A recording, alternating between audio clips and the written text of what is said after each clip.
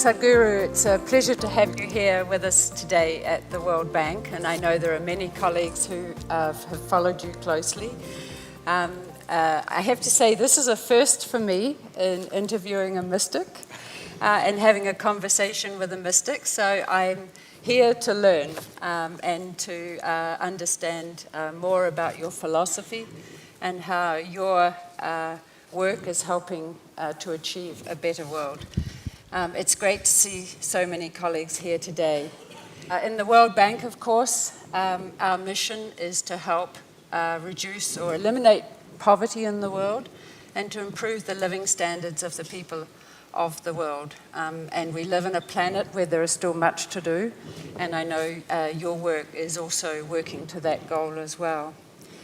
I want today to start with where we converge, where we see the world in the same way. And as I've read and listened to you talking, and thanks to the internet, I was able to watch you on YouTube. You tell us that humanity has the necessary capability and resources to address every problem or almost every problem in the planet, but the only missing element is our willingness. And I think that you work to kindle this willingness within the millions of people who follow you, and they work to extend their hearts, their heads, and their minds to the betterment of humanity. Here at the World Bank, and I know there are colleagues here from the IMF as well, we also work to this goal. And I think by definition, because we work in development, we're all optimists. So I'd like to start by asking how we can work to make the world a better place. You're in a room full of economists who look at poverty through the lens of numbers, statistics. I always say we can only make a decision if we have a spreadsheet. But can you tell us how you define poverty and what you mean by raising human consciousness and how this can contribute to ending world poverty? Good morning to everyone. I think, Annette, it's best that this much abused word consciousness, we better define that in some sense.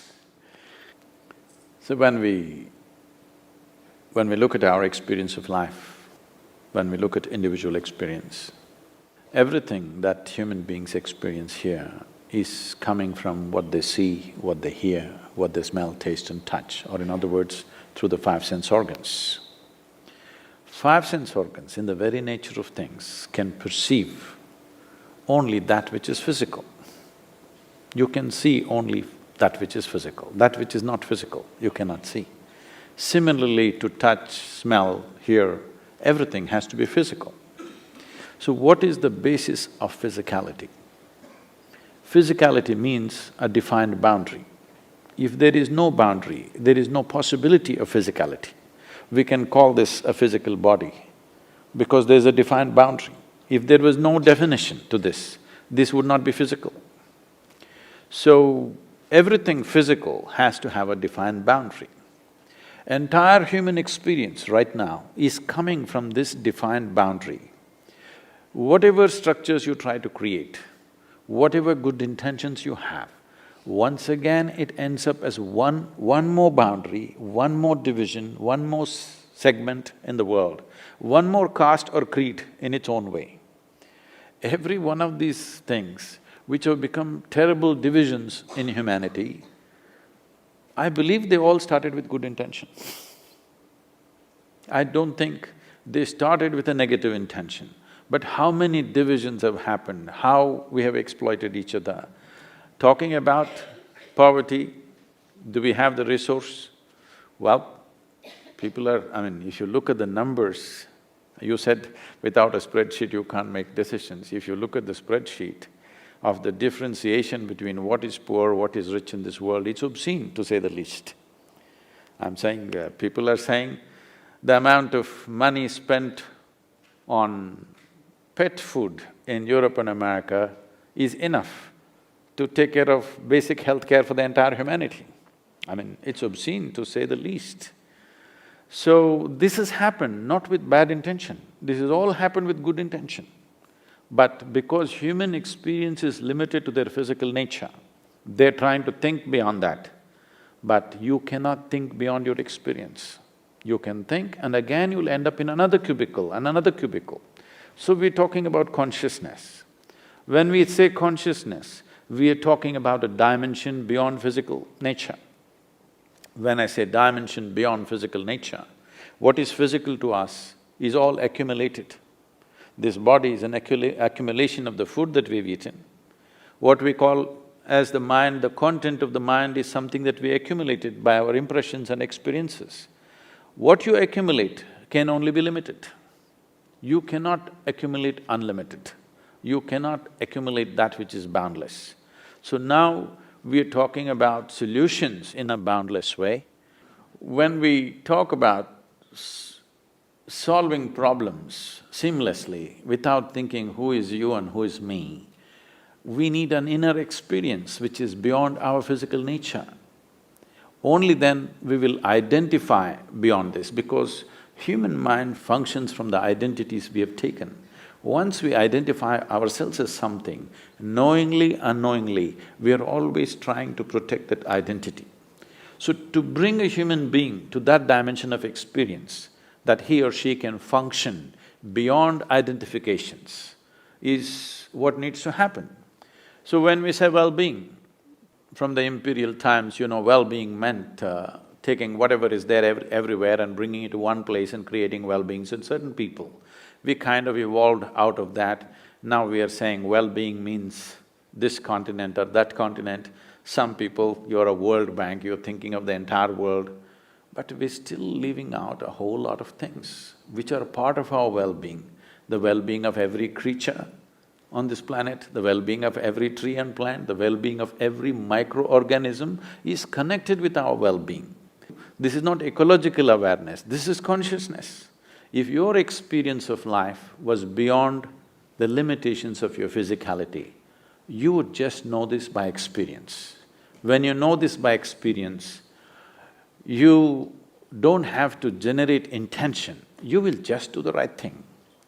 We have to bring the world to that place, that's a long way, but at least we have to bring the leadership in the world to that place. When I say leadership, it is only a question of maybe 5,000 people on the planet. When I was at the Economic Forum, they asked me, Sadhguru, if there's one thing we can do for you, which will change the world, what is it? I said, I will name 25 people. You give them to me for 5 days. You will see in 3 years, you will see a significant change on the planet. They asked, who are these people? I named the 25 heads of states of the major nations on the planet. Give them to me for 5 days, you will see everything will change. Because there is money, there is resource, there is technology, only the intent is missing. But the intent is missing not because of bad intentions, not because of some evil in their minds. Intent is missing because there is no larger experience within themselves. Well, thank you. I guess the question I have is that, you work and live in South Asia, and I work in South Asia, and this is a region where many groups are left behind. Indians are feeling very insulted, you're not referring to it as South India. Well, that's another conversation about the continent. But my question is that, we firmly believe that you can't have development unless development actually reaches everybody, that it is development for women and girls, it's development for people of tribes and ethnic groups that are often left behind or marginalized, it's for people of all backgrounds, regardless of their religion, their caste, their ethnicity, and so on. And this is a constant challenge in development, is how we actually ensure that development reaches all of these groups who have been shut out of economic and social opportunity and who are unable to seize opportunity on the same terms. What's your thinking on this challenge? See, by law, everybody is equal, at least in India. Now, there are countries where by law you're not equal, especially genders are not equal. in India, by law you're equal, but by practice, it's still not. These are 1,000-year-old problems. They don't get solved overnight. A sustained push has to happen. The problem is of many levels. One thing is the democratic process itself addresses people as religious groups, caste groups, because that is the way to get a bunch of votes. So every election, if you have forgotten your caste or religion, when the election comes, they're going to remind you who you are. I'm saying, that's a reality in which you live. In case you forgot what is your caste and religion, when the election comes, they're clearly reminding you because people have understood the technology of manipulating democracy, the science of how to manipulate democracy. People have understood this number game, how to add up the numbers. It is no more about a big pitch to where to take the nation. Everybody has understood the science of winning an election, which I think is very dangerous and which I think is one of the most divisive forces that are happening in India at least. Otherwise, generally on a day-to-day basis, most people don't know what is their caste.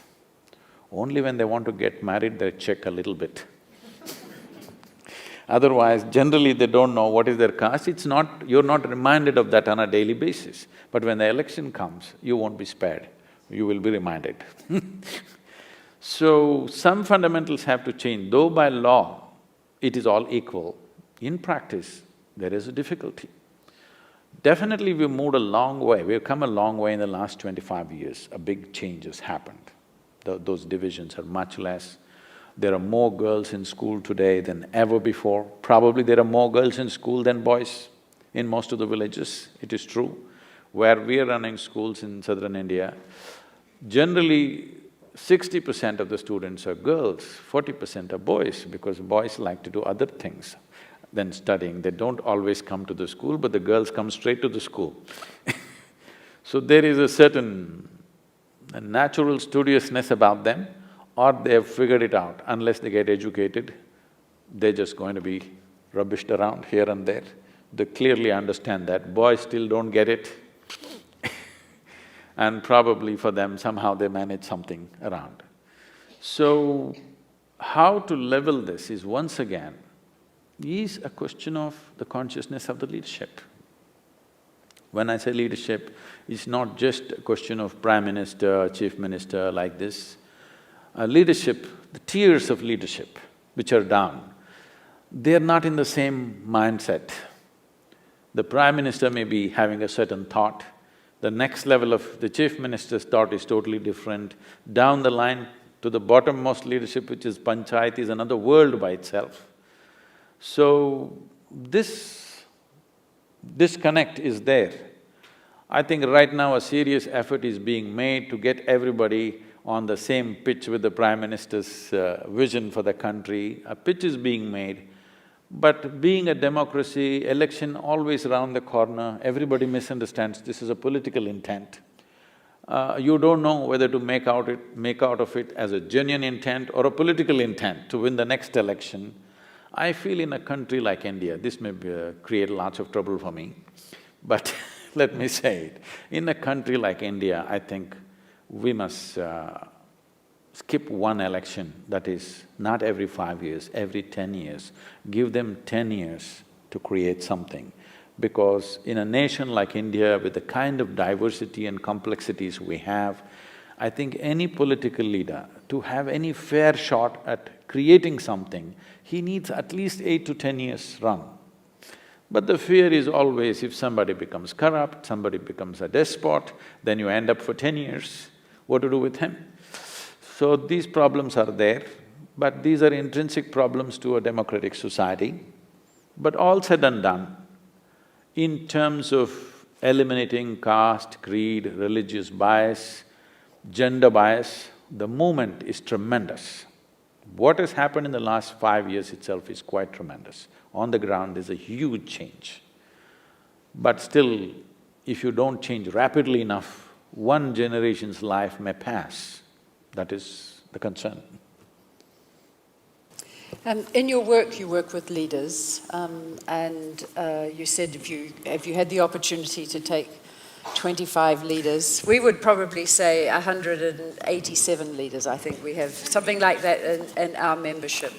But it would be helpful to me and others, I think, to understand, when you work with leaders in your work, what are you trying to do and how do you do it in your work with them?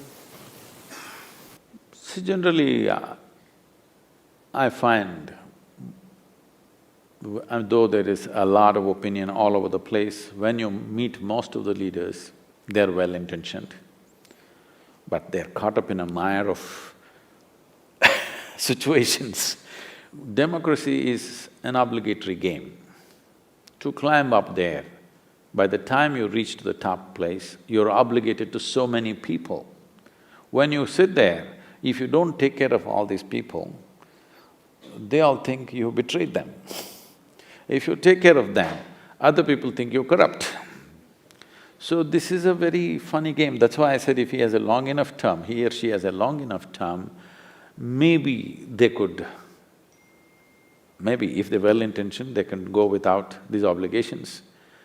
But my work with people has been, I've kept little focus on politicians because their term is 4 to 5 years. You see in this country, I see election is on for… it's a 4-year term. 2 years, election campaign is going on. See, it's a 4-year term for the presidency.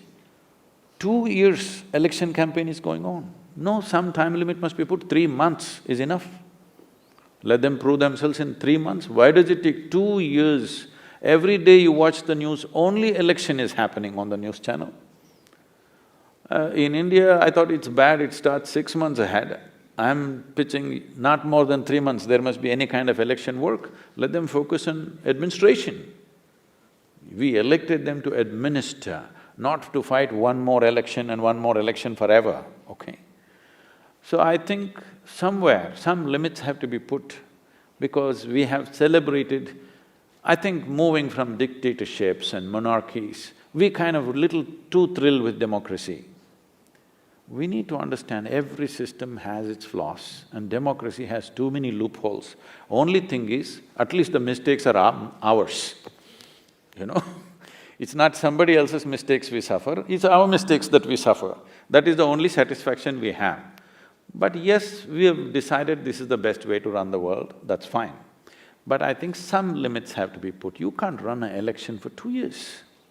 Election campaign cannot go on for 2 years. There must be a limit, 4 months, 3 months is enough. This is costing enormously. This is costing enormously for the lives of common people. And everybody, the entire country is in an election mode for 2 years, nobody is focusing on what they're required to do. So the leadership, as political leadership, I've generally kept away for a variety of reasons, except those we find are visionary in nature. My work has been largely with business leaders and bureaucratic leaders, because these are people who are there for a solid minimum 25 to 30 years. These are the people who can make a difference. So about 8 years ago, we made a list of 2,000 people in India who are business leaders and bureaucratic leaders who will definitely be there for another 25 years in the country doing things that they're doing. They may not be in the news, they may not be up there, these are not photo op leaders, these are real leaders who are doing work on the ground. So, we made a list of these people and said, if we can bring about at least 10% change of heart in them, they can change everything in the country. So we aimed in 4 years' time, we will get these 2,000 people. But now it's 8 years or almost 9 years now. We have touched about 46% of this leadership. They're quietly making a change for sure. They're everywhere today, in the administration, in the bureaucracy, in the business field.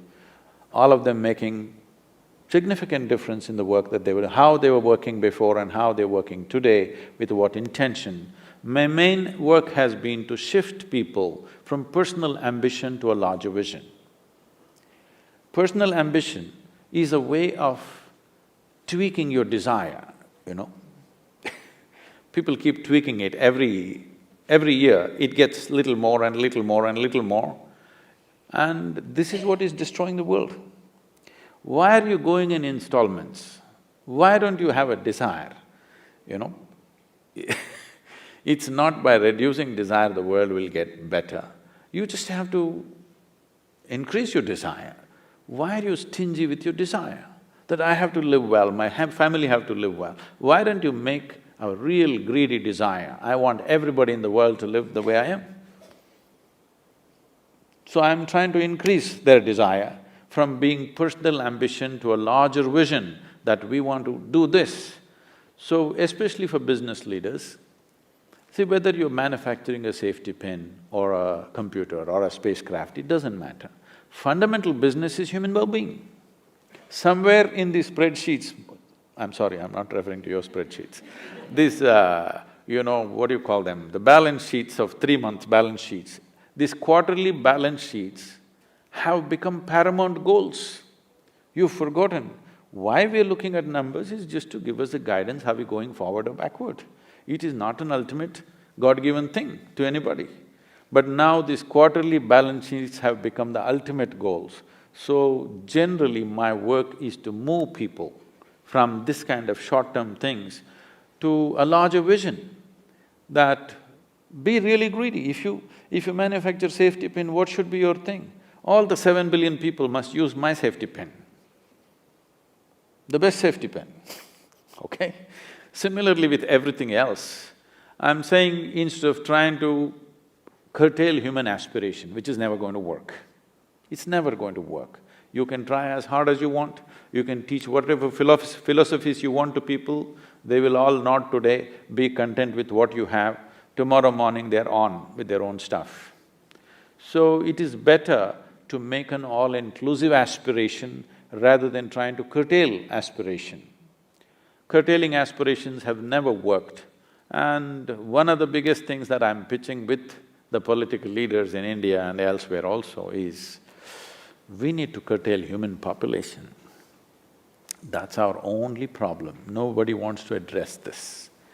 We took charge of certain things. There used to be epidemics, there used to be serious infectious diseases, and there used to be a certain number of children dying before they reach 4 years of age. All these things we took charge. Once we take life into our hands, we must understand that birth is also our business. Once you postpone death, you also must postpone birth, isn't it? The beginning of 20th century, we were 1.6 billion people. Today, we are nearly 7.2 or 7.3 billion people. In India, in 1947, when we got our independence, we were just 330 million people. Today, we are 1.2 billion people. So 4 times in 67 years, I think it's irresponsible reproduction. Yes, people are taking pride, we are the youngest nation, we are the youngest nation. So I asked, a minister was talking about how we are the youngest nation. I said, what happened to the old people? He said, what? No, we are the youngest nation. I said, fine, what happened to the old people? Nobody got old. That's not a great thing to gloat about. In 1947, the life expectancy of an average Indian was 28 years. Today, it's 64. It's a great thing. People are living longer, but that's becoming our curse because we postpone death. We must also postpone birth. We need to understand this. Otherwise, whatever you do, it's not enough. Whatever you do is not enough. Just going on doing more economic development is not a solution, it's going to lead to a disaster. See, economic development is fine, but there is only that much world. People are talking about wealth generation. There is no wealth generation. You can only take something that is here and put it there, what is there you can put it here. It's the same planet. Today, the living earth statistics tell us that if the entire world has to have what an average American citizen has, if the 7 billion people should have this kind of comforts and convenience and lifestyles, we need 4.5 planets, but we have only half a planet left. in India, for example, I'm addressing this and we are starting movements to save some rivers now. A big movement is happening and fortunately, the government is responding very positively. Year on year, an average of 8% drop is happening in the river waters in India. So this is approximately 16 to 18 years. Most rivers will be gone, they will be just seasonal. Right now, the major rivers, people who come from South India, they've been fighting with this river between two states, like Kaveri, touches the ocean only 5 months in a year. 7 months it doesn't reach the ocean. This is true with most of the major rivers. It is not reaching the ocean, it's getting all used up right here. So you do more development, more dams, more people, more food, but there is no more, there is only this much. But we are nice, but we are too many. We don't have to kill the people who are here, but we can postpone the birth, which has to be done. And it's not a God-given duty for everybody to reproduce. If human race is in danger, everybody must reproduce, but right now there is no such danger. Every other creature is in danger. We should tell the tigers to reproduce, elephants to reproduce. Humans, slow down.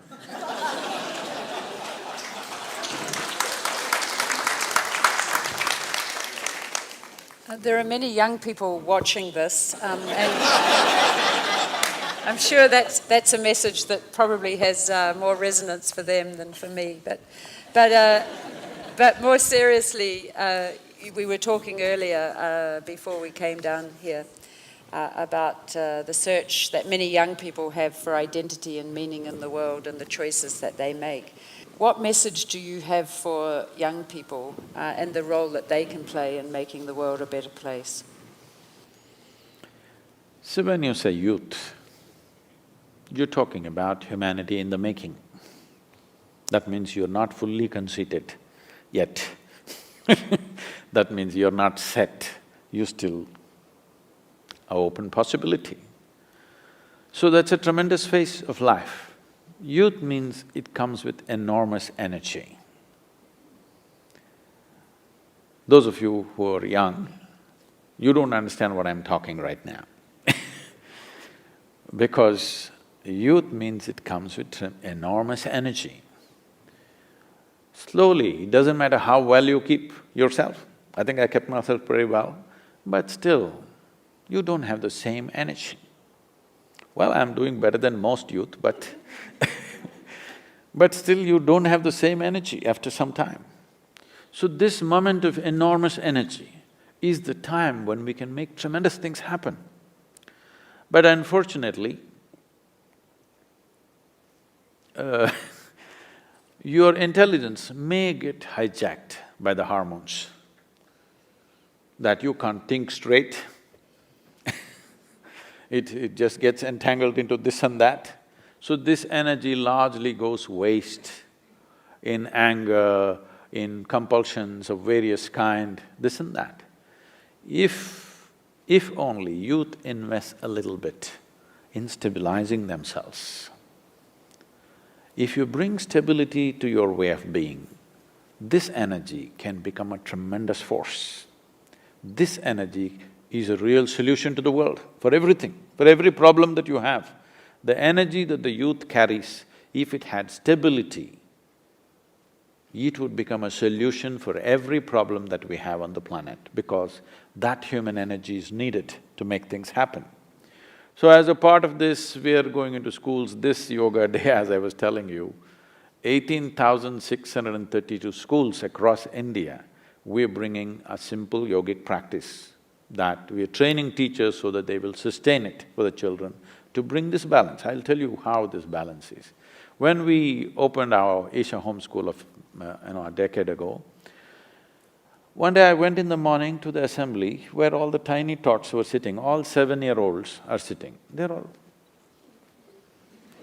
like this, like this. Then I said, why these kids have become like this? They're like broken tops.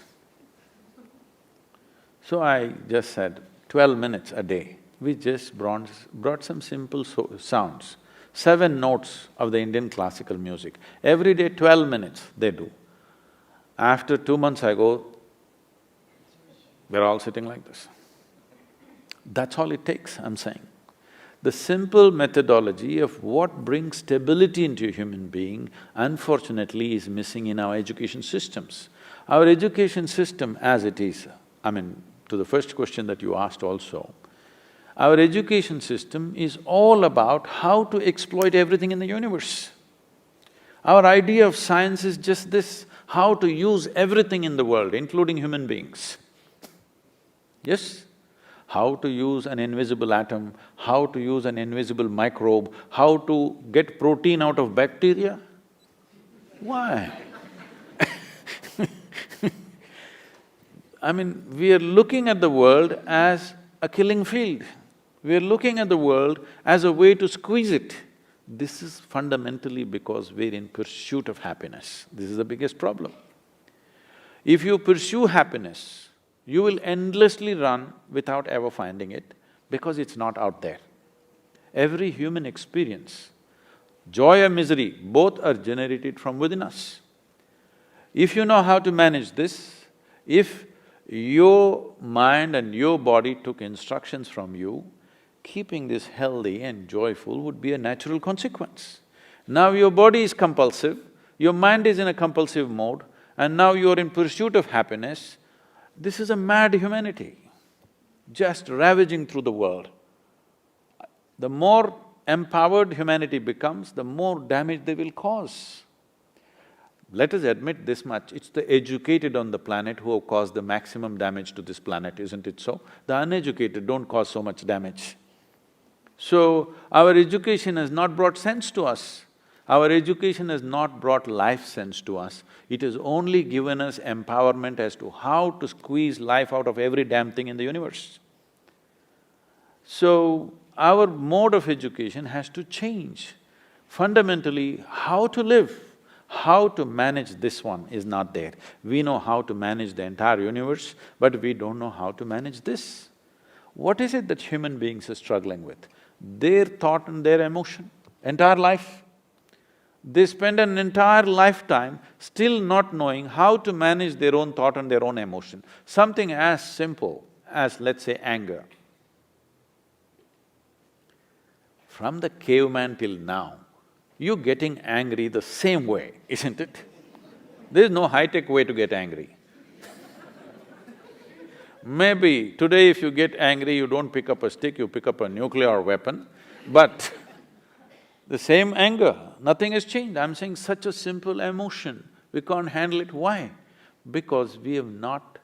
the education systems have not given a moment to the quality of what this is.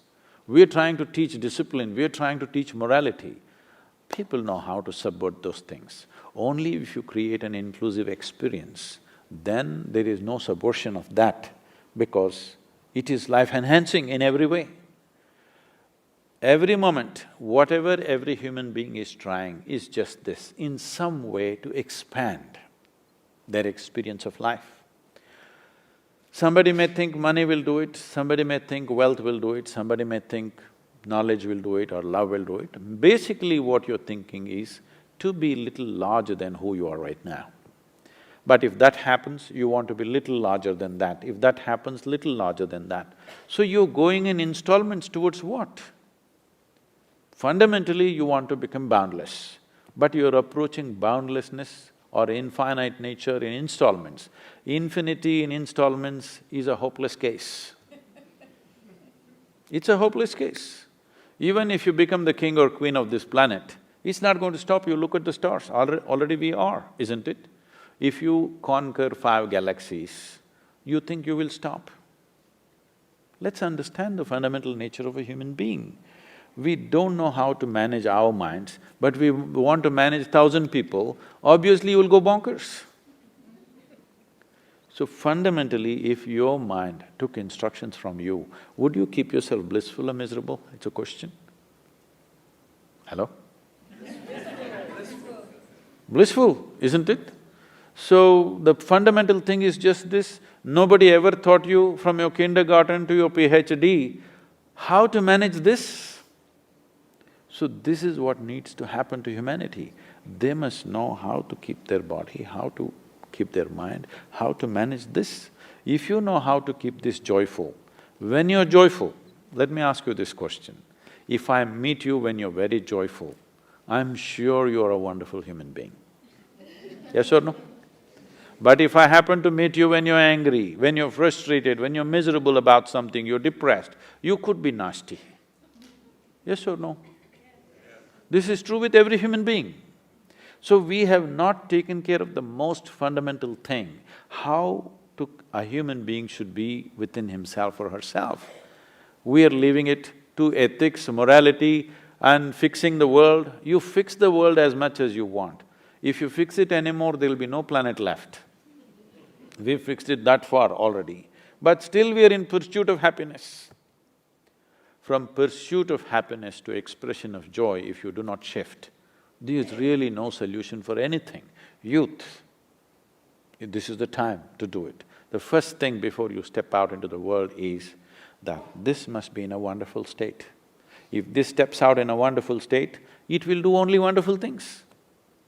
When you are feeling wonderful, are you not wonderful to everything around you? That's the only insurance you have.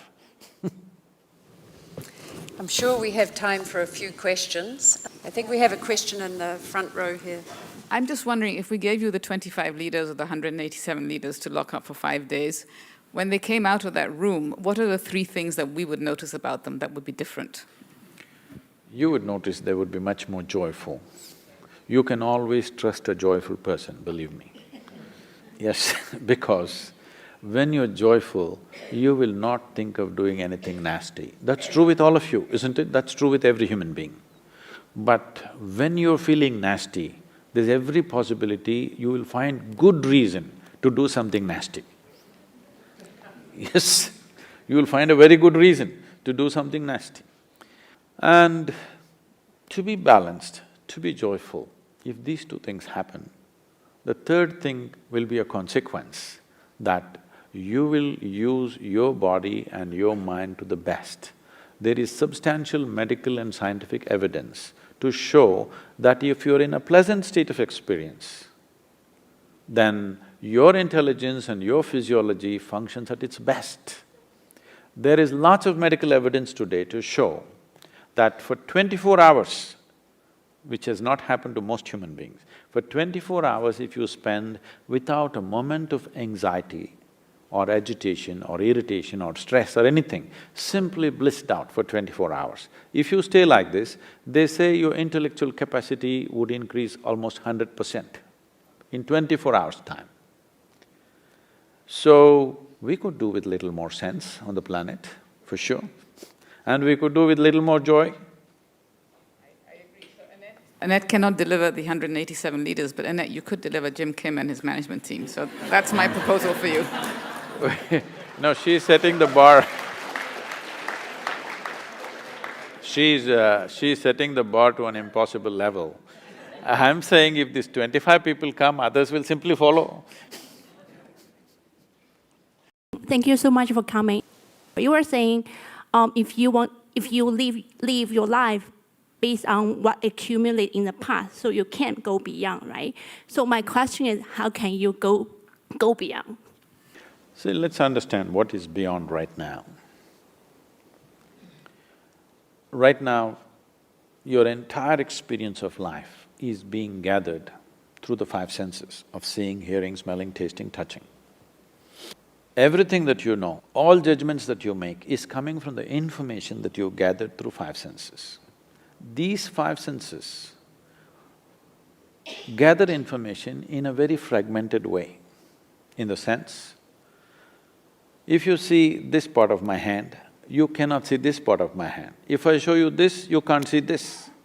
This is not just with my hand, even with a grain of sand it's true. If you perceive one part, you can't perceive the other. And you know everything only by comparison. When I say comparison, suppose you were a tall person, that is, you were 6 feet tall. Now you stand like a tall person, you walk like a tall person, you think like a tall person, you feel like a tall person, you are a tall person. You went to another society where everybody is 8 feet tall. Suddenly you stand like a short person, walk like a short person, think like a short person, feel like a short person, and you are a short person. So what I am saying is, what you perceive in comparison is not perception, it's a distortion of reality. It is good enough for survival in a particular situation, but you don't know anything about anything around you because you perceived everything only as it is relevant to your survival. To such an extent, you do not even know what is light and darkness. That's insulting, isn't it? You seen an owl, the bird, the owl? If you and an owl sat together and started an argument as to which is light and which is darkness, where would it go? Endless argument. I'm asking who is right? You or the owl? Who is right? Both, huh? If you're saying both, either you're in the diplomatic corps or you have a successful marriage. You learn to say both to everything, otherwise you won't survive. I am asking which is the truth, which is light, I'm asking. You don't really know, that's a fact of the matter. What you see as light, somebody else is seeing as darkness. What is day for you is night for somebody else, isn't it?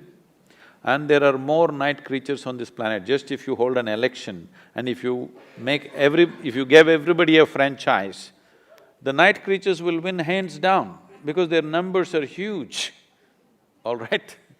So, what I'm saying is your sense organs are good enough instruments for survival. But once you come as a human being, survival is not good enough, isn't it? Till it is taken care of, it's a big issue. Once it's taken care of, doesn't mean anything. Because for every other creature, there's only one issue for them. Stomach full, life settled for them. But for a human being, stomach empty, only one problem, food. Stomach full, 100 problems. Yes, who has more problems, poor or the rich? The rich have complex problems, poor have only one problem, food. They truly believe this one thing is taken care of, everything is settled. Only when it is settled, they know it is not so because the nature of the human being is like this. For every other creature, their life ends with fulfillment of survival process. For a human being, life begins only after survival process is taken care of. So, what is beyond is in many different ways. The simple thing is this, these five sense organs, because they're survival instruments, the moment you were born, they came awake. You could see, you could hear, you could smell and all this stuff. But anything beyond survival, unless you strive, it'll not come into your life. So this striving to know beyond sense perception has not happened to a large segment of humanity because that's been taken out of our education systems. There was a time when that was an important part of growing up in the world. But today we've completely banished that because our entire education system is somehow meshing you into a right shape and size so that you fit into the economic engine. It's a very gross way of running the world. If you're willing to commit 30 hours of focus time, we will give you a vehicle through which you touch something which is beyond sense perception. Thank you so much for a truly inspiring talk. I have two quick questions for you. The first one is, according to you, what would be the best school for learning to manage oneself if you had 3 tips per day or per week? You should not go to that school which gives you those 3 tips.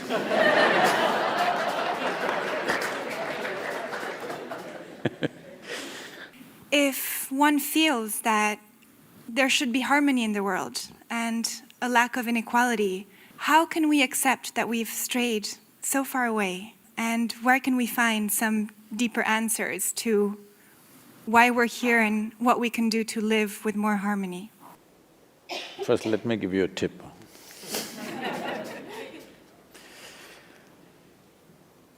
The fundamental tip is this. You know, can I share something with you? When my girl was growing up, I made one rule around me, nobody should teach her anything. Because the biggest problem in the world is this, the moment you're born, Every idiot wants to teach you something. Something that has not worked in their lives. I said, nobody teach her anything, just leave her alone. I just made sure she has enough exposure to nature and life around, but human beings don't teach her anything, any of your tricks she doesn't need. So she grew up very joyfully. When she was around 13, she had some little emotional stuff and she came to me. And she asked me, "You never told me anything, you know? You're always teaching the world, you never told me anything." I said, "See, there's only one thing I want to tell you." Because I knew her current state at that time and I told her just this. This one thing, you fix it in your head. Never look up to anybody. Never look down on anybody. This is all. No looking up to anything, no looking down on anything. Just look at everything just the way it is. That's all it takes to make a beautiful life out of this. The problem is you're looking up to something. This means authority has become the truth in your life. Truth will never be the authority in your life. If truth is not the authority in your life, you will never know what this life is about. You may do patchy things here and there. The moment you look up to something, it is inevitable that you will look down on something else. Yes or no? The moment you look up to something, can you avoid looking down on something else? In one stroke, and this will destroy both heaven and hell for you. And you will live on this planet. And when you know you have to live on this planet, you will live sensibly. Because you think you're going somewhere else, you're doing all the rubbish here because you want to go to some other place. And about harmony, how many human beings or how many of you can really put your heart on your hand and say that if you sit in one place, you're really harmonious within yourself? I want you to understand, the world that you see is a manifestation of what's happening in individual human beings. Because it's magnified, it looks ugly, but it's ugly on small scale too. So, people come to me and tell me, "Sadhguru, my husband and my mother-in-law, she is beyond everything. My boss, like this, wife, husband, mother-in-law, this person, that person." So I tell them, "You come, don't worry. You come in the yoga center, you stay. We will not let your husband, wife, mother-in-law, father-in-law, nobody, just you. I'll give you a nice place to stay, good food to eat. Don't have to do anything. Just be joyful, that's all. Anyway, we've prevented all of them from coming, you be joyful. Random checks I will make. When I check, you must be joyful. Otherwise, I don't believe in feeding misery, Oh, you leave them in one place for 24 hours, you must see in how many ways they'll twist themselves. When you're alone, if you're miserable, obviously you're in bad company, isn't it? If there is no harmony in this, how do you expect to bring harmony in such a large world? If you can't bring harmony to this mind, if you can't manage this, how do you manage the world efficiently and well? Till human beings, individual human beings, work upon themselves, there is really no solution. There is no such thing as global solution. It is individual emancipation which will lead to the world's emancipation. When you and me are doing great, the world is doing great, isn't it? World is just a word, humanity is just a word. You and me are a reality. Without addressing the reality, we are pumping slogans which have no connection with reality. We want to fix the world. Where is the world? It's you and me, right? If you and me don't fix ourselves, then fixing the world is just a popular slogan. At one time, I went to all these world peace conferences, I got invited here, there, I thought really something is going to happen. Then I looked, in one of these peace committees where about 43 Nobel laureates were there. I just asked them, because I looked at them, when I looked at their faces, I knew these people have not known peace for a moment in their life. I just asked them, genuinely tell me, except when you're sleeping, which some of them were doing. Except when you're sleeping, have you known genuinely what is peace within you? They were sincere enough, they said, no, we don't know. Then don't talk about world peace. There's no such thing. If you and me are peaceful, the world will become peaceful. If you and me are loving, the world will become loving. If you and me are blissful, the world will become blissful. The only problem is human mind. But human mind is the most wonderful gift that we have. I'm saying the best gift that you got, you made a curse out of it. Because you've been given a supercomputer, but you not bothered to read the user's manual. This is your problem. Yes. You've not read the user's manual, how to manage this? And then this intelligence, this is the greatest thing. This cerebral capability that the human beings have is the greatest thing that's happened to us. It took millions of years of evolution to get to this place, but now this is a curse. What are you suffering? You are suffering your own intelligence, please know this. Yes or no? If I take away half your brains, most of you would be peaceful. Yes, harmonious, in harmony with everything. So I am saying the best thing that you got, you made the worst out of it, because no user's manual.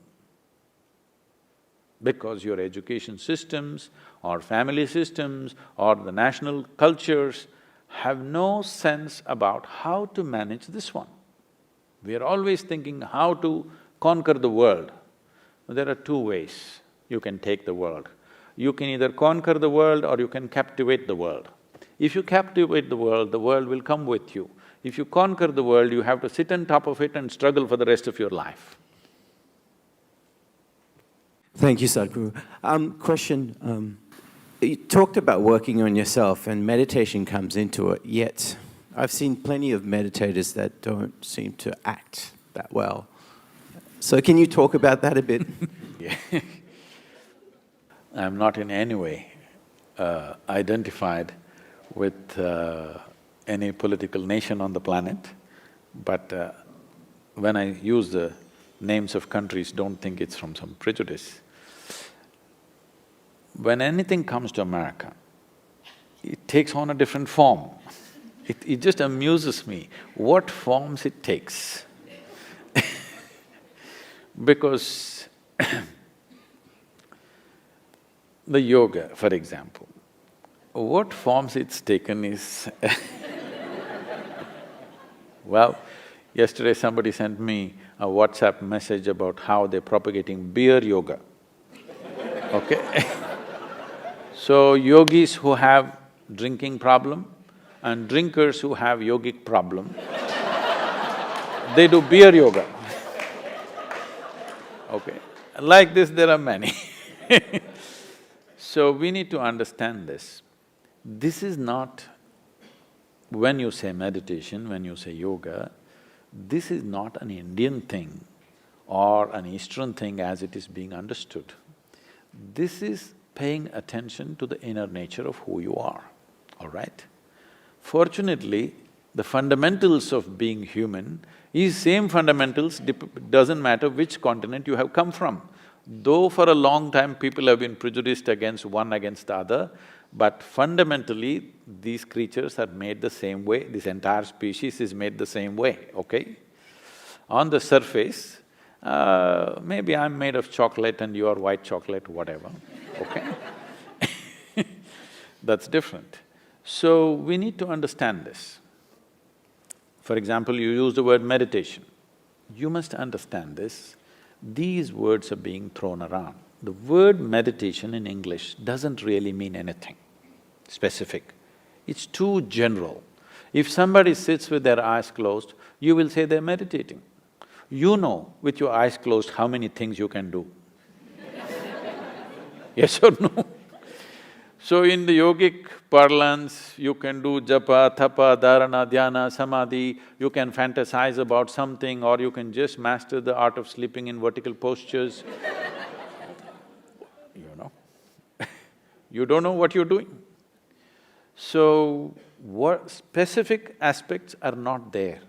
General, because it's a fashion. It is not an endeavor, it is more a fashion, it's an in thing. You will see people are walking with yoga mat in New York City, you ask them what… they say, today is my yoga day, yesterday was my cycling day, tomorrow is my swimming day. This is not like that. The word yoga means union. Union means, in some way, you learn to obliterate the boundaries of your individuality. Because your individual existence is a fake existence. If you don't understand what I'm saying, close your mouth, hold your nose like this for 2 minutes. You will understand, without the larger atmosphere supporting you, you can't exist for a moment. Yes? What you exhale, the trees are inhaling, what the trees exhale, you are inhaling every moment of your life. But this is not there in your experience. Actually, 1/2 of your breathing apparatus are hanging out there. If you experience this, do I have to tell you, don't cut the tree? Do I have to tell you something else like this? To plant the tree? It wouldn't be necessary. If you really experience 1/2 of my lungs is hanging out there, you wouldn't call a tree a wood, isn't it? If I call you flesh, is it an insult or no? So calling a living tree as wood, this happened to me. You know, when I was doing literature, we were always studying English poetry and we were introduced to American poetry. So the first day this lady teacher comes and she says, I'm introducing Robert Frost to you and he's a great poet and this, she says so many things. And then she starts off, woods are lovely, dark and deep. I said, stop. I was only 19. I said, stop. She said, why? I said, a man who calls a tree a wood, I'm not going to listen to that guy. She said, no, this is a great poet. I said, I don't care how great he is. A man who calls tree a wood, I'm not going to listen to that guy, I didn't let her teach. Because this has gotten into our minds. We have not experienced life, we've concluded about everything. We made conclusions about everything. We have not experienced it. If you sat here and experienced life, very well you would know what the trees exhale, you're inhaling every moment. You can do without any relationship in your life. This one relationship you can't break. Yes or no? We have not brought human beings to experience. Meditation means this, yoga means this, to bring people to a living experience of life. It's not just the trees and the atmosphere. As you sit here, every subatomic particle is in communication with the rest of the universe. Otherwise you can't exist here for a moment. This entire fake idea of who you are has to go, that's meditation. So anyway, technically what is meditation? Meditation is a consequence, but because these societies have become so goal-oriented, they want the mango, they don't want the tree. If you want flowers in your garden, you don't have to do flower meditation. You don't even have to think flower. You have to think soil, manure, water, sunlight. None of them look like flowers. But if you take care of that, flower is a consequence. So meditation is a consequence, but people want the consequence, not the process.